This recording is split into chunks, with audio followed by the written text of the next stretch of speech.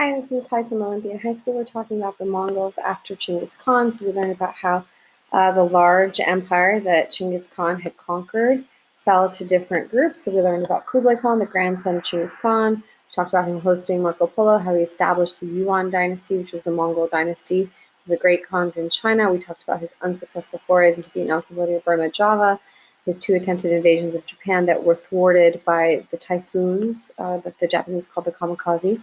We learned about the Golden Horde, which is basically the land of Russia, the Khanate in Russia, and how they demanded tribute from this region. We talked about their continuous rule over the Crimea until the 1700s and how they would raid into other lands in Europe from there.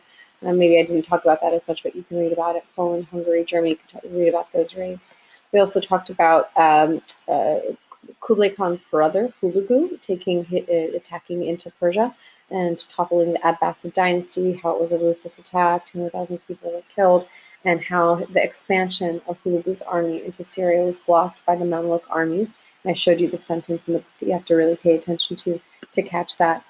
Okay, so now we're going to be looking at and examining the different tactics used by the Mongols as they governed or tried to establish government over Persia and China. And basically what I need you to remember is that in Persia, they're going to be a lot more inclusive of people. It means they include more people in their government of Persian origin. So they allow them to be ministers or take roles in the government. And eventually they're going to be very open, first to all religions, although they remove the original favoritism towards Muslims that may have existed. But over time, one of the Mongol ilkhans is going to convert to Islam, Ilkhan Ghazan, and that is going to have other effects, obviously.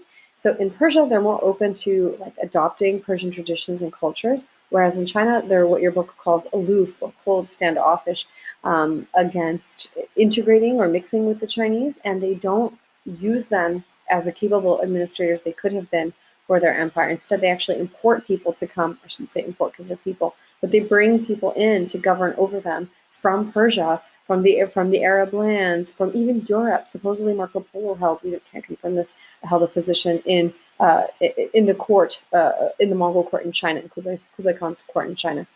All right, so let's look at the slides.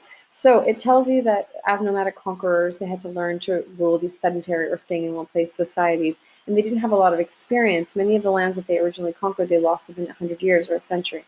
In Persia, they really left matters of government up to Persian administrators so long as they continued to deliver tax receipts and they continued the bureaucracy there. And eventually they're going to assimilate or adopt Islamic lifestyle. If we look in the book for the more specific details on that, it tells you that the Mongol rulers originally observed their own native shamanism, which I'm sure you learned in another video lecture, had elements of magic in it. But they tolerated all religions until in 1295, Ilkhan Ghazan converts to Islam. After that conversion, there's going to be large-scale massacres of other non-Muslim groups, and Islam is going to return to a privileged position in Persian society.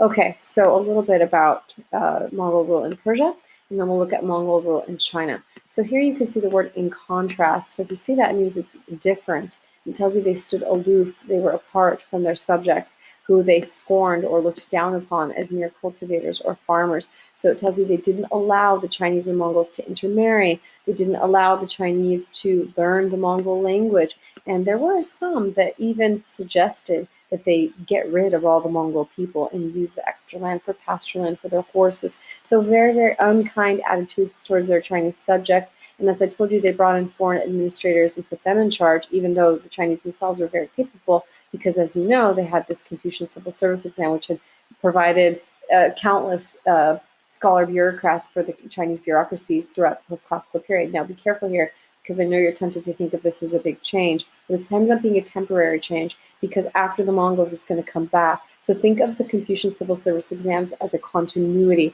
with the exception of the Mongols. Okay, so it tells you they didn't persecute Confucians, but it was difficult for them without official support. It tells you that they had a lot of different faiths that were allowed to be here. And also I want you to know that they did eventually become very attracted to something called Lamaist Buddhism, which is very similar to Mongol shamanism, and it recognizes the Mongols as being incarnations of a Buddha. So that was one reason that the Lamaist school appealed to the Mongols. So read about that in your book.